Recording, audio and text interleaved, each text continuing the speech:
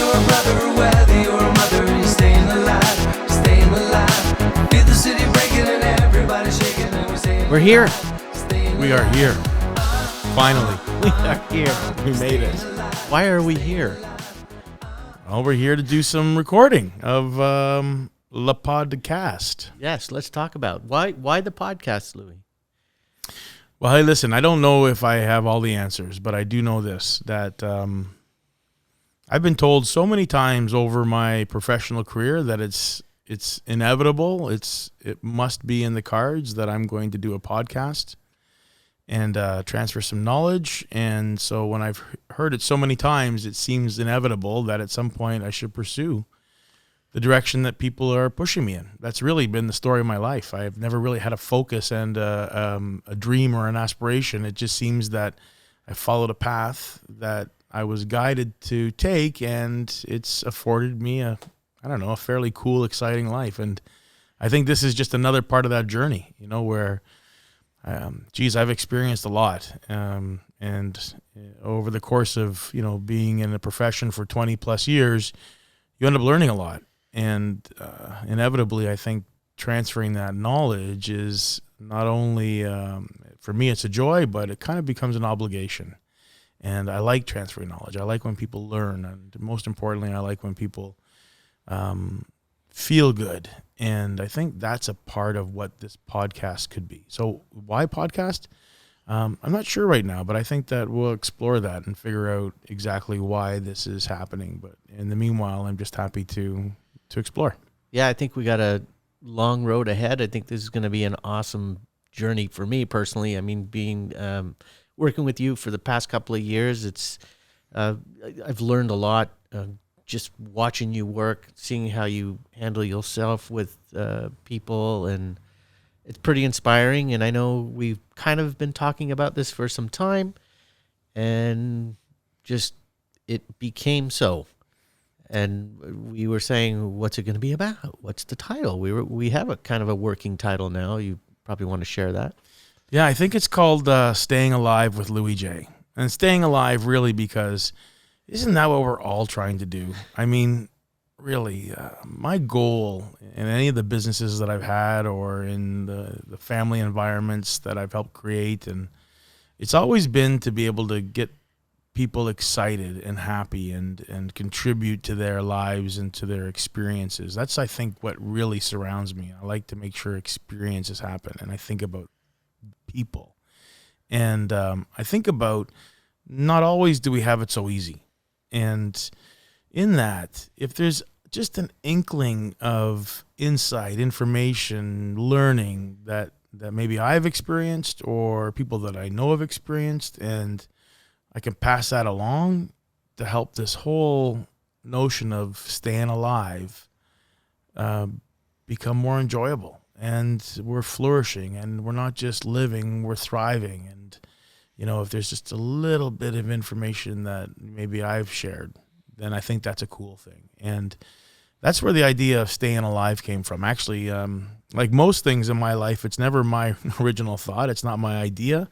A good friend suggested that the soundtrack for my life is that Bee Gees track, Stayin Alive. And I've heard it probably 1,000 times, but I've never really listened to the lyrics like I did when you started connecting it to my life.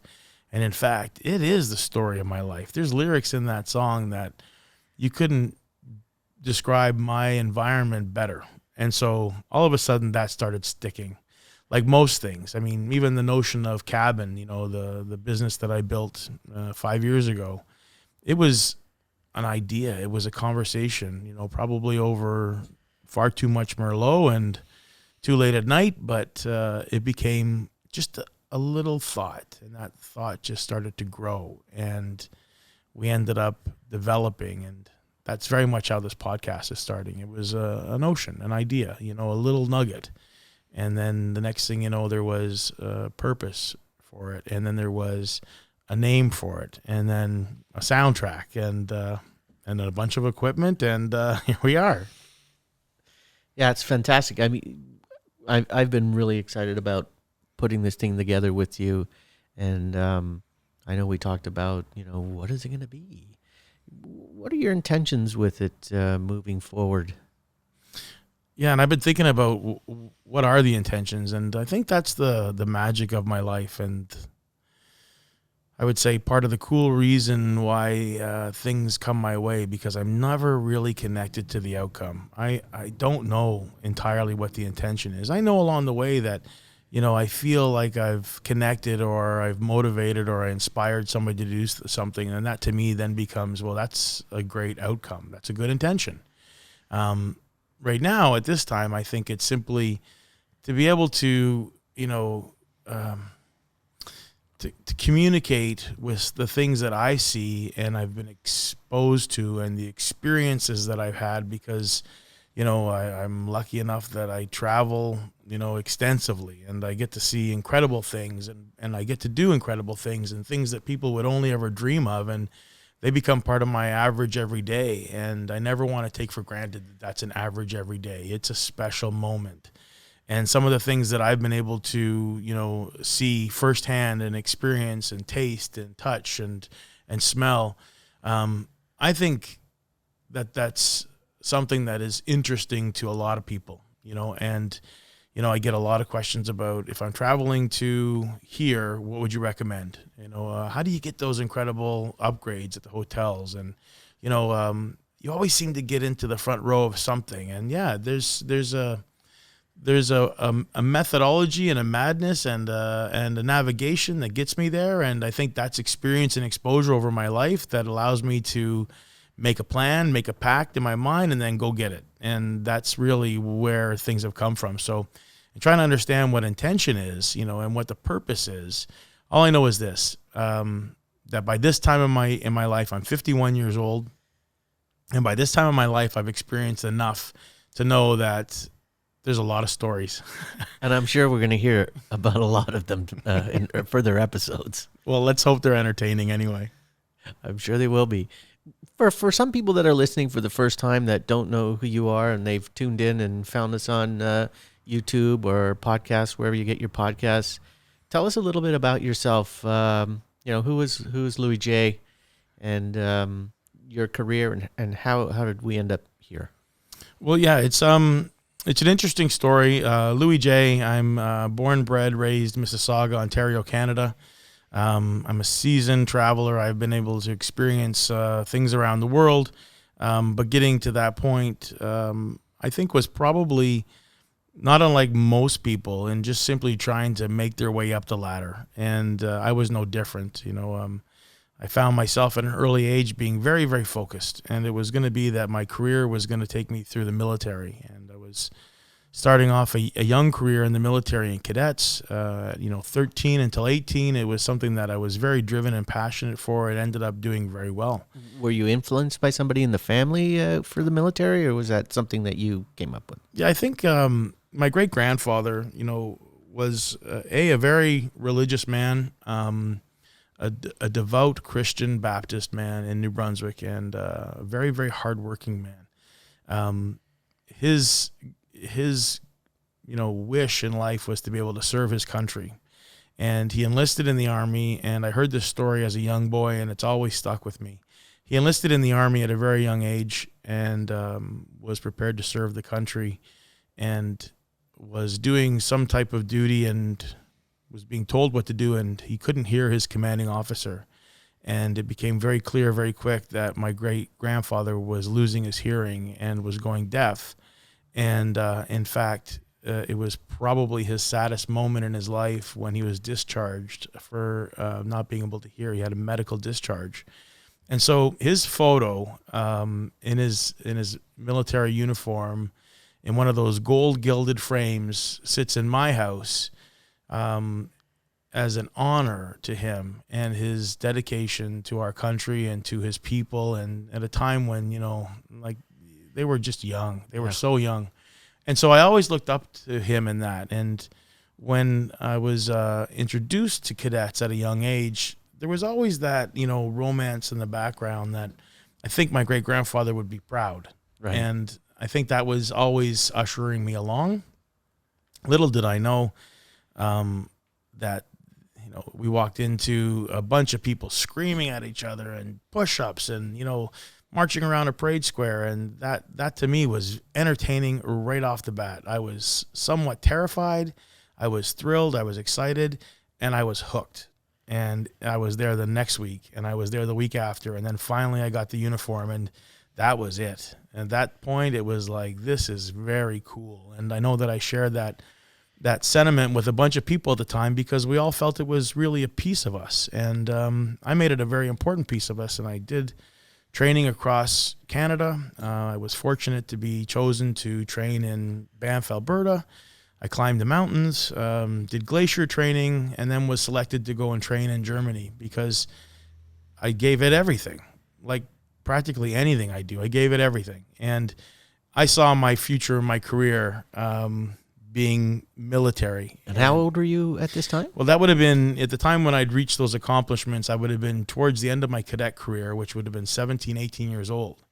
And so, you're learning discipline, and you're learning who you are. And, as a young boy, you begin to make some decisions that I think were heavily influenced by my time with cadets in the military. And in any case, it was Germany, and my time in Germany with the Canadian Armed Forces. I got to train with them, and that was a big deal, But I realized that there was something that was different about me that didn't fit with them. And it wasn't a slight to them at all. It was just, I was different. Like I would try to break every rule that they had because I thought I could get around it. I was always trying to weasel my way through it. But what I recognized was that I wasn't a soldier. I wasn't a follower. I was a natural leader. And in my cadet career, I'd recognized that I'd grown in the ranks and I was naturally a leader in that position. However, if I was to go make a formal career out of this, I was going to have to reduce my rank and be at the low level, of a private or a corporal. And I thought there was other things for me to do. And I think that's really where I began to understand that I was an entrepreneur through and through and through. I mean, that takes me back to when I was a child. And, I was trying to sell stuff to people, even not knowing why. I remember going door to door in the apartment buildings trying to raise money for a Christmas tree for a concert that the school was having, and try to explain why there was no Christmas tree on the stage. When the performance came up, it was me trying to hustle. I was hustling, at a very young age. And, I started thinking more about the hustle and how much more I wanted to do. And I thought that the military was going to hold me back. So I put the brakes on it. I was accepted at RMC. I was going to do my university training with the Royal Military College. And I put the brakes on it. I held off. I found myself taking a part-time position, complete opposite of the military. It was with a fashion-forward clothing brand at the time called Le Chateau. And that, we're talking 30 years ago, that environment was for the wild ones. Yeah, they were huge. That was my era. Right. Yeah, they were huge, and they were the one of the top fashion places in Canada. It was a big thing to get hired at Chateau, especially, at a young age. Chateau was my formal training. It was everything because I learned and got a degree in communication. It allowed me to speak to every walk of life. It allowed me to learn how to approach, how to listen. So this was an on-the-job degree. On-the-job degree. It really was. I ended up graduating that school of hard knocks with flying colors. I was fortunate. I was recognized as the top performer in the chain a number of times in my time with Chateau, and I couldn't have been happier. It was truly a remarkable time where I was doing something that was new, it was fun, it was exciting, and I was performance-based. So give me a chance to be measured, and that made me even more clear on what really made me tick. And so I owe a lot to Chateau. I really do. I owe a lot to the people and the time that I was there. And do you remember the person that hired you? I do. We should reach out to them. We should. That'd be great. Yes. Yvonne. Yvonne was my hire. And it's funny too, because I knew nothing about it at the time. And that's kind of where my life has been. I've really not, like I said, been laser focused on the outcome. I've always just been eyes wide open, take a path, try it, see if it works. And if it does, great. If it doesn't, then take another path. And so as I look back on my career and like, the story of Louie, I found that it was really a great time. And there was something else that was next. And I didn't know what that was. But I formed an interest in owning and operating a restaurant. I couldn't wait. And Chateau was a great learning for that. And so it was a natural departure for me to one day just kind of shake hands and say thank you and move on. And I was hired by the Keg. And the Keg was an incredible restaurant training for me. It was also a people environment. It was your success comes from how good you speak and how well you perform. And that's where I think the foundation of making people happy was born. That's really where it was everything for me to make sure that whatever experience the customers were having at the table, I was in complete control. And when it went out of my control, for example, I remember often, something might not be cooked the way it should have been cooked. And the customer would be upset by that. It was my job to turn the experience around to make sure that they knew that this was an anomaly and it's going to be better next time. And we're going to make it great right now. And that was my shining moments during the restaurant time. In trying to figure out where and how, the next step for me was a good friend, said, you really belong in advertising. You have a gift, you're creative, you're wasting your time. You don't really want a restaurant. And he was right. As much as I love the environment and the industry, it really wasn't, it wouldn't have been the right move for me. And so I had experience in management with Chateau. I had experience in supervision with Chateau. I had experience in management and being a floor key holder with the restaurant. So, at some point you're managing widgets. And so I had an opportunity to go join an advertising agency as a production manager. And that was an entirely different space for me. And experience, you had none. Experience, I had none. I am absolutely, I guess they would call it self-taught. My experiences and my exposure are my teacher. It's my professors, as it were, and I walked into an environment that I knew nothing about, but I did know how to organize. I did know how to kind of put process in place. I ended up creating efficiencies, which in turn created profitability, and we became known for how fast we were and how great we were, and the creative team was exceptional, and they did their things, and I helped and enabled them to do theirs. And Is this in Toronto? Yeah, it was in North York. It was a small agency that spent a lot of time in food, the foodies, the grocery stores, and it was a grueling schedule, and it was everything from soup to nuts, photography right down to print. Going to do press approvals at 3 a.m. Again, nothing that I'd been formally trained on. However, it became obvious that once I understood the production side of the business, it was enough for me to realize that I can offer value on the client side of the business. So I kind of learned really the ropes and then managed the ropes, and then became a really added value piece to the customer experience. And that got me back to experience. So how can I get in here and make a better environment for the customer, for the deliverable, the outcome, and for the team? And so I took on roles that quickly had me go through the upper echelon to, client services director, VP client services, and then eventually VP of the agency. One of your strong suits is your creativity, and I have to ask you, were you a little held back as a production manager at the time? Because, you have such great ideas. Was that a challenge for you? At the time, I don't think it was, only in that there's the military training again, is that everybody's got a place. And to make a really successful team, we all have to be great leaders and great followers. And in that case, the creative team was exceptional. And there's always that challenge between suits and creative where, one tries to influence the other, and not always is it a good relationship, but we were fortunate. We could have input, and it was respected. And some of the best ideas came from front reception. So that's the I guess the benefit of being in the environment that I was in. We all wore many hats, and we can contribute. And I got a chance to flex a little creative, freedom or liberties, I guess, at the time. But it wasn't really me being creative. I didn't have a chance to really work out the creativity side. And I did it in other ways. I was probably the guy that, if I look back at those photos now, I might not really want to see them.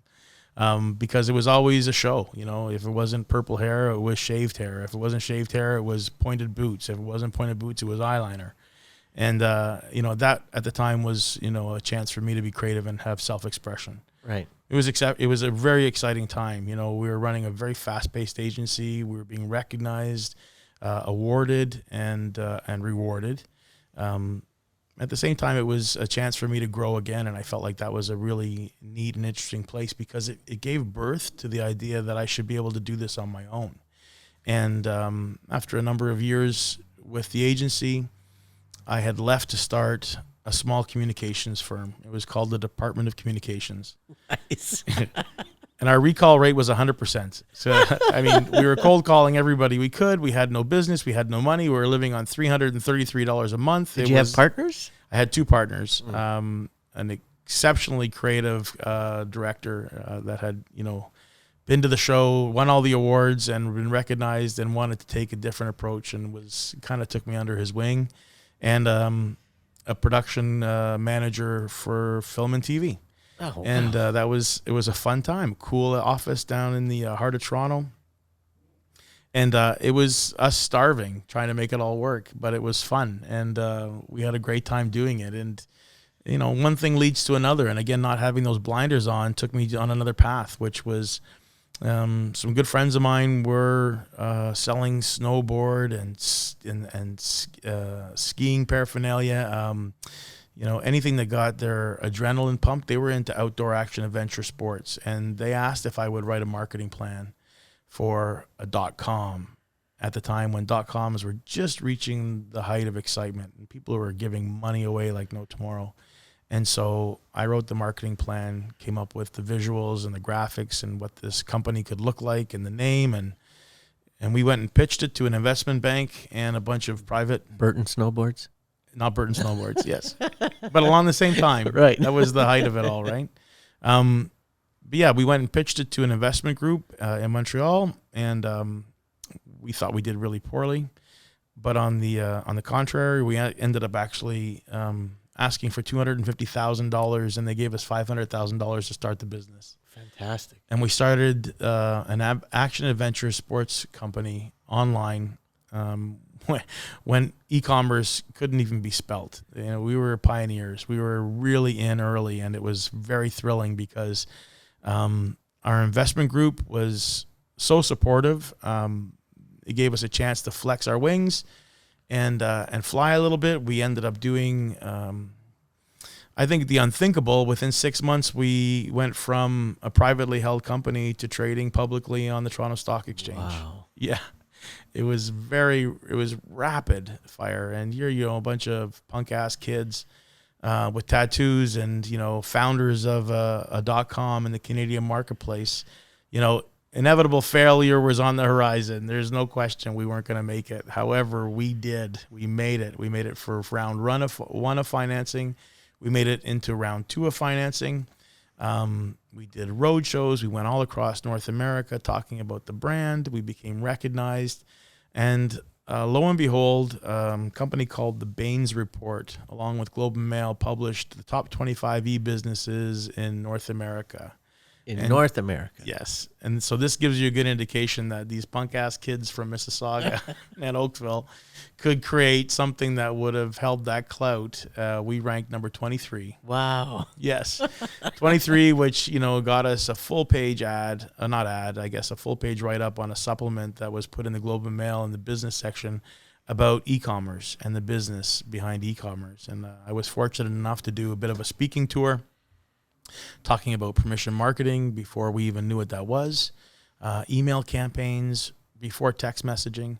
And it was a very, very fun and new time. It was exciting. And it made me realize that I've got an appetite for the nuances, for the risk, because I've never really been afraid of anything. There's really nothing that stopped me from taking that leap where everybody else says, I could never do that. Could you look back when you were a kid? Was there anything that happened to you at a time when you were a kid that you recognized that? I don't know. I'd have to look back, but I mean, I think that I was always daring and willing, and I put myself into a place of vulnerability. And that's because I looked different than everybody else. You know, I was the only kid in the school with, I can't even describe it, but whatever they were wearing, I wasn't. And so in saying that, it always had one of two effects. Either people didn't understand me and were afraid of me and wanted to hurt me. And that was true. Some of the guys were very threatened by this, punk, I guess, this new wave kid that came in. And the other side of it was people that were intrigued and inspired and wanted to get to know me.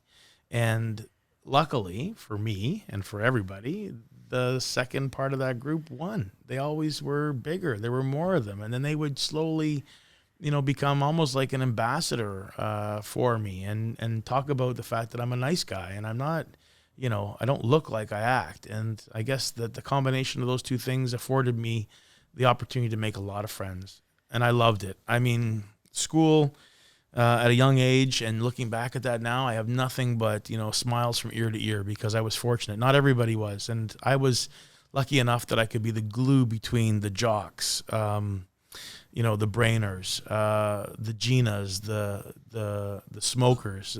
There was all these different groups like any school would have, but I was able to move seamlessly from one group to another group to another group because I was interested in all of them. And for some reason, they found enough and to give me the time to be interested in me. So you're doing this speaking tour across North America, and where does that take you? Well, it ended up capturing the attention of a small advertising agency, the one that I had spent time with earlier in the career. They wanted me to come back and consult, and like every other .com at the time, we suffered our lumps. We expected the last round of funding and it never showed up, and everybody looked at each other and looked at the warehouse and looked at the supply and thought, I think this might be over. And so that was a very humbling experience. I mean, you go from, I never traveled first class, but some of my business partners did. And they would rent, very expensive cars. I was very much more practical about it. But we were living in a life where some of the investment people would order $600 and $700 bottles of wine and have a saying that said life was too short for cheap wine. We were exposed to that very quickly. We were told, don't tell if you're married or you have a girlfriend, don't tell your wife or your girlfriend or your family how much money you're about to make because you're going to be very wealthy. Don't tell them your stock number. Don't tell them where you're trading. Don't tell them anything. And so we were taking all this advice from people that were way different than us. They had more zeros at the end of their names than we could ever imagine. And so, wow, they were actually telling you this. Yes. Fantastic. We had a bunch of seasoned gray hairs in the investment world that said they've seen relationships made and broken from money. And it was a great lesson early on to recognize that it really isn't what I was interested in, nor would I ever work for it. And I can comfortably say that I've never worked for money ever. And I think that's because I feel like it'll always follow you. If you're doing good stuff, it'll come. And I think that's, we like everybody else suffered the downfall, and it was easy come. Well, I can't say it was easy, but it was, work and put effort in to get your reward, but then it could be gone in a minute. And so don't count on it. Don't rest on your laurels. And I think that people need to understand that today, where overnight you could be out. And that was fundamentally what happened to us. We ended up learning how to wind down a company, a publicly traded company. But it wasn't something that you guys were doing. It was just how things were shifting. Is that? Yes, it was a condition of the environment, the financial environment, the tolerance for creating businesses that really weren't producing profitability. Nobody cared at the time. You could piss gold nuggets and they'd go find more gold for you. Yeah, there were so many things that were .com. And I remember I was in the production industry, all these special effects guys were investing in all these companies that you never heard of. Right. Because it was a .com. It's like, this is going to get to, $4 a share in the next week. And with no promise ever to be profitable. It never was part of the equation. No. Nobody cared. It's about how many people can we have in your community? How many pieces of data can we collect? And what value is that? And so all of a sudden it started to skew your mind around what does money really mean and how easy is it to go get? And they always said to us at the time, and I never understood it, but I do now, your first million is the most difficult to make. And I thought, well, I don't have many plans on making much more than that. I didn't have plans on making $1 million to begin with, so I didn't care. I really didn't care. I was more excited about putting a double-page spread ad in Men's Health, or Get Outside or Outside. I forget the magazine at the time, but I knew that when I wrote the check for $60,000 to place an ad in there, I felt like I'd finally made it, Right. And of course, it was a fun, exciting time. It got me back to advertising, so that I could have a little bit more control again, because we suffered that shutdown where we went from something to nothing, and you had to eat some humble pie. And I was fortunate enough, though, that all these articles that had been written and the speaking tour garnered the attention of people that I was happy to be around, and they were making a big difference in a small agency world and wanted me to come back in and consult. And I was fortunate. I went back with those guys. I ended up spending some time with there. We explored the idea of voiceover technology and voiceover IP because that was hot at the time. What's the next .com? It's going to be voiceover. And so, that's not really me. Technology is, I think a tool. It's not my love and passion, but I do love being around people that love it because they make me look good, they make me sound better, and, I think they make my productions all work. So I respect it, but it's not me. And so I wasn't that interested. However, I was interested in making people happy, and I recognized that the agency was suffering some challenges where their clients weren't overly happy with them. And I had a chance to sit on meetings and take control. And how does one go about getting that kind of feedback from clients like that? Yeah, I was very upfront. I mean, that goes back to the Chateau days and learning how to approach the situation. And I would listen more than anything. I think that's the number one challenge today is that people don't take time to listen. They're so eager about expressing their thought so that they can be heard, they can be validated.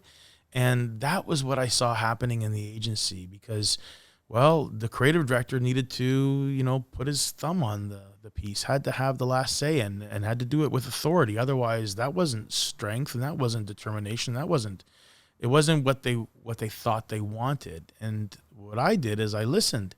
I found that, the creative was average. It wasn't great. That the concept was okay, but no different than anybody else. And so when we had that, come to Jesus moment with the client and they're ready to fire the agency, I asked for forgiveness. I said, can we just back up for a minute? Can we step back here? And can you let me take a look at this on a broader scale? Can I spend some time with it?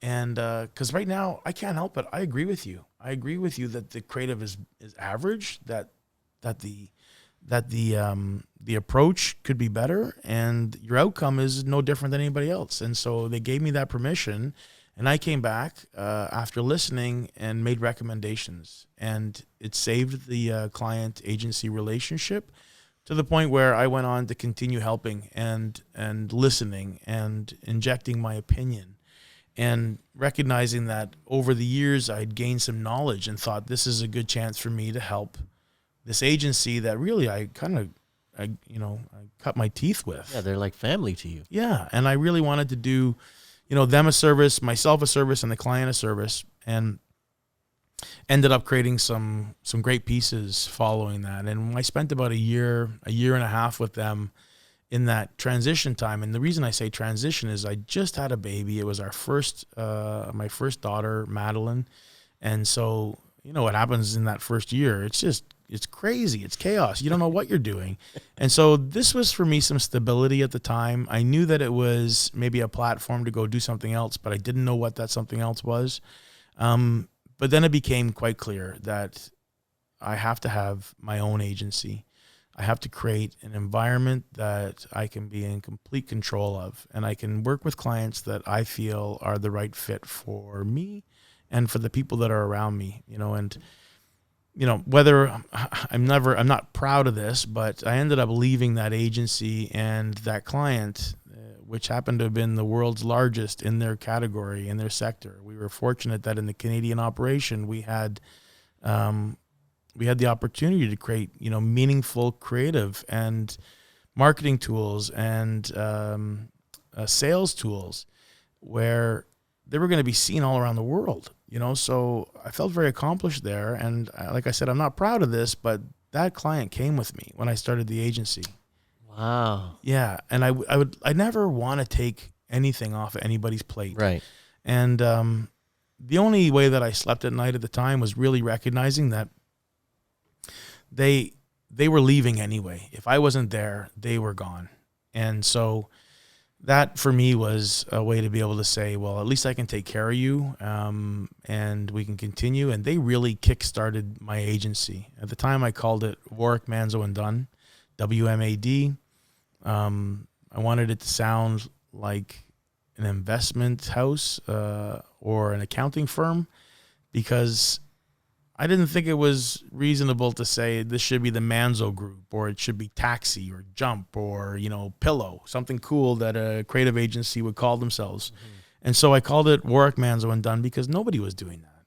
And I wanted to sound like I was a firm, like I was something bigger than I was, a bunch of freelancers in the basement with Macs that were the size of, your grandfather's TV. It was massive. Like a Madison Avenue studio or a agency. Right. Something that would have had partners. And I guess as the story unfolds, the funny part about that was, we went on to be an award-winning agency in Toronto and had clients that went across North America. We said yes to everything. If I didn't know how to do it, I went and found somebody that did, and I became great friends with them. They became partners of the agency, and we developed so far lifelong relationships. I have relationships that are 30 years old in this business, and know a lot of people. And along the way, we won our clients awards, and I remember being at an award ceremony, and I'm not an award monger by any stretch. I could care less. My goal and my reward is the people that I'm serving. And even in cabin, I just posted the other day that we don't care about recognition except for the people that are in the chair and that walk through the door. That's who I care about. And so when we were at an awards ceremony, the client said, I've never met your partners, Warwick and Dunn, given the agency was Warwick, Manzo and Dunn. And I said, are you kidding me? We've been working together for 4 years and you don't know the story? And he said, I don't know the story. And I said, oh my God, but I feel terrible, but there is no Warwick and there's no Dunn. There's never been a Warwick and Dunn in this mix. And he looked at me and he goes, my God, you're brilliant. He goes, because I only took you guys on because I thought you were a big agency. And so there you go. He says, you probably are the best marketer that I've ever met. And it was a direct relationship to the fact that I marketed the agency to be something that we weren't. I was simply Manzo. There was no Warwick. There was no Dunn. I used to always joke to say when the conversations came up that Warwick was taking care of our New York office and Dunn was our Asian contingent, and he's really busy out there right now. He's sailing somewhere. He's somewhere around the world. But I always thought that was a funny story, and I never really told people unless they asked. And of course, as soon as they did, I told them the truth, because I think it's funny. I think it's just it's genius. Well, in some ways, maybe it is, because it gives people. Here's the other part, right? you recognize that it gives people a determined or a preconceived notion of who and what you are just by what you say you are. You know, they never met the partners. They just knew that we did good work, and that was enough. You had to do good work. You had to deliver. But in their mind, it was a full-on production. It was like partners and other offices. And anyway, so that's that. I've had that agency now for 22 years. And we've gone through the gamut. I've been fortunate that almost all of my clients have turned into great friends. My goal is to make them shine. The materials that we put out in the marketplace almost always hit the mark. Like, we very rarely have missed. And if we've missed, then we go back to correct. And so I've had a great relationship, and I've been given the autonomy by these client friends to go and do me, because I'm always concerned about what they look like. And I think that's the bigger story here, that, you know, in developing who Louie J is, I'm deeply connected to what people experience. And whether that's we're having a meeting together to discuss the strategy of your new launch, or we're having a meeting together to talk about, you know, the pocket squares that are going to go on the shelf here at Cabin. I want to make sure that the meeting itself is elevated. It made you feel, you know, different. It made you feel special. To that point, you know, I don't have meetings in boardrooms. I almost always insist that we go someplace else, whether that's the lobby of a hotel. I've had meetings in the IKEA cafeteria. I've had meetings in the back of a cabin. I've had meetings in cars. I mean, I've had them everywhere except for where you would think you should have a meeting. And they've all seemed to have been, you know, received in the right fashion, where it turns into something magical.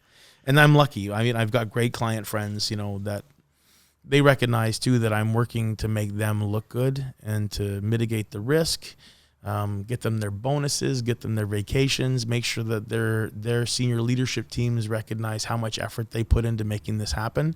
And when all of those boxes are checked, then I think I've done a good job. You know, and so, geez, that almost takes us to where I am today. And that's, let's say 20 years of advertising and marketing and building brands and brand experiences and engagement and enhancement and sponsorship. And one would think that's enough. one would think that's enough. Not you. I just don't think that there's reason to slow down. I mean, that's common. A comment is always made where it's like, how do you sleep? Like, do you have time to sleep? And, you know, I always come back with a joke where it's like, they say, how do you do it? And I'm like, recreational drugs all the way through.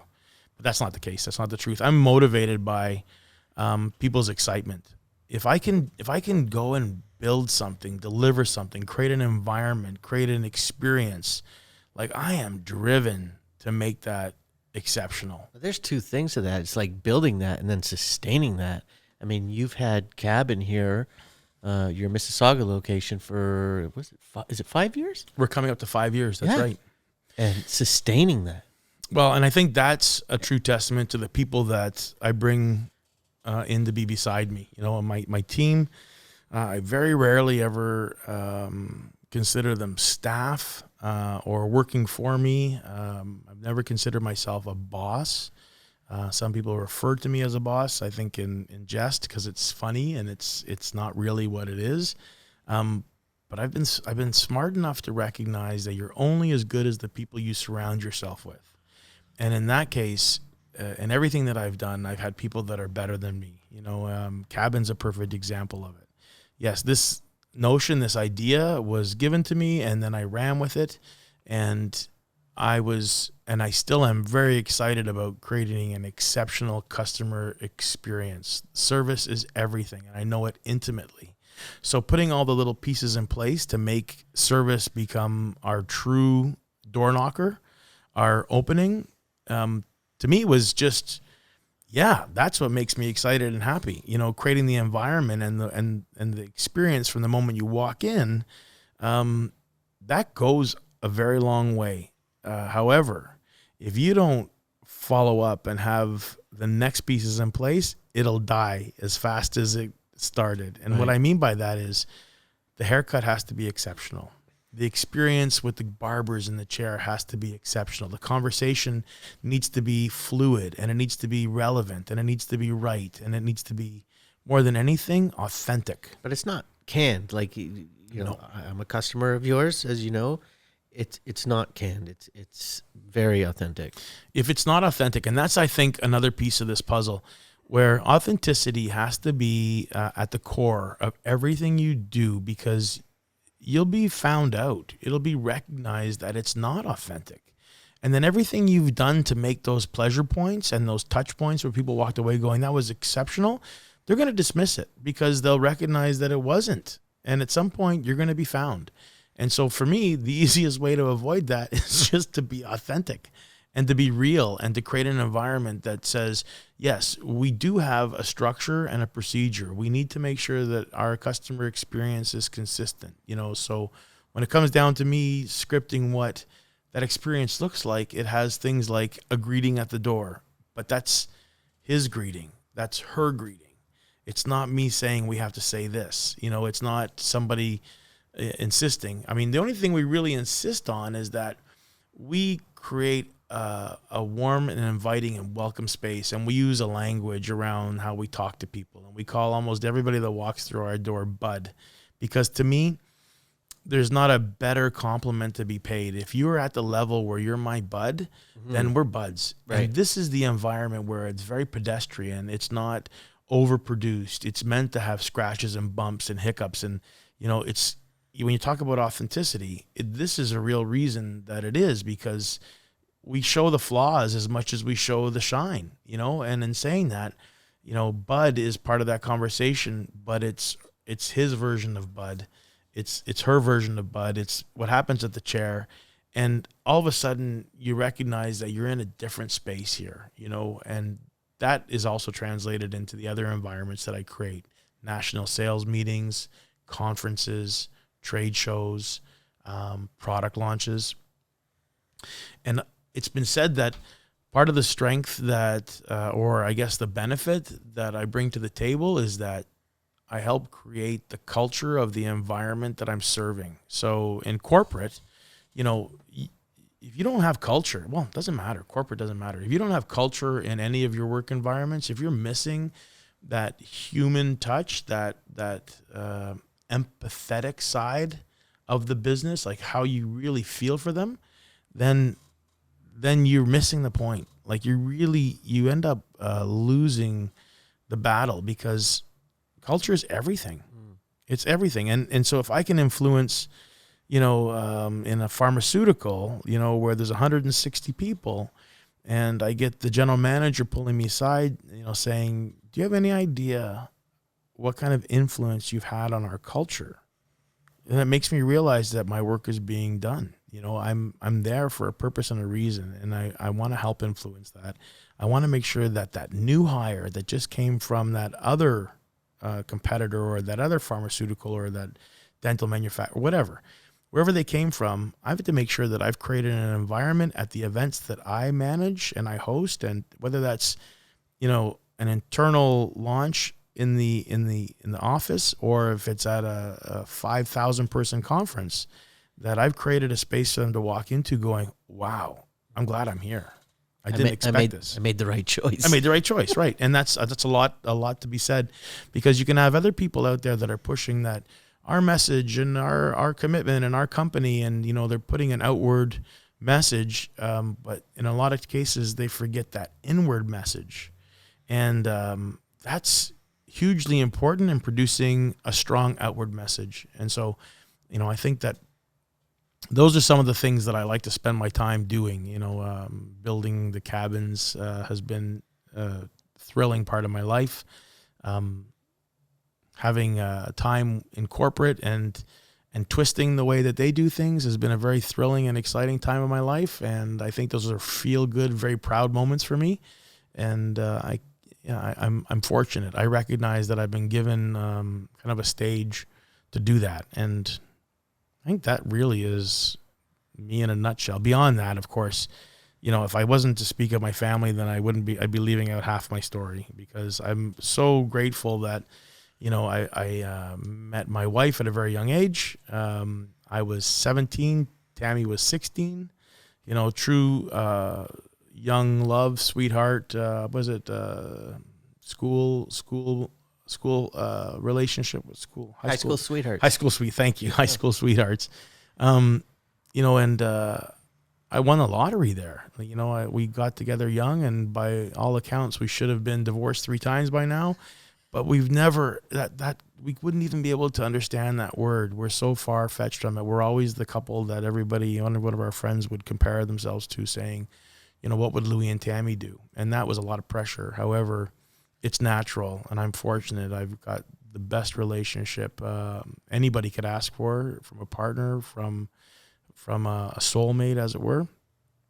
And of course, along the way, we did a bunch of traveling, had a lot of fun, and then realized at some point we're going to have a family. And so 21 years ago, we had my first child, Madeline, and I'm having a great time as a father of a 21-year-old, and she's exceptional. Like, life is great. My middle child, Macy, who's 17, and then my youngest, Miller, who's 13 years old. And so I'm at a time in my life where I think I can be a good guide, you know, without putting too much pressure on them. I think that there's a chance for them to grow and flourish and learn. And I'm hoping to be that guide that kind of gets them into whatever it is that they're supposed to do and be happy with. So, you know, I've been really fortunate there. I've had a good family environment, and more so now than ever with COVID and everything that just happened to us or is happening to us. It really gave us a chance to bond and connect as a family. And that's a whole other podcast. That sure is. Because we have a lot to talk about. Yes, you got it. All the things that everybody's gone through during the COVID time. I mean, you've done a lot of things in your career, and you've probably met some interesting people, which we hope to have on the podcast as well. Yeah, I'm lucky. There's not one script out there for the people that I'm interested in or are interested in me. So I've met a bunch of really cool people that do very unique and interesting things, you know, and so I'm intrigued, and I think that's where the podcast will take us. It's where, if I find it interesting, then let's talk about it. And it doesn't have to be celebrity. It doesn't have to be musician, although those things interest me. It could be, you know, somebody that's managing a group of people. It could be somebody that, you know, raises bees for a living. It could be somebody that's in construction.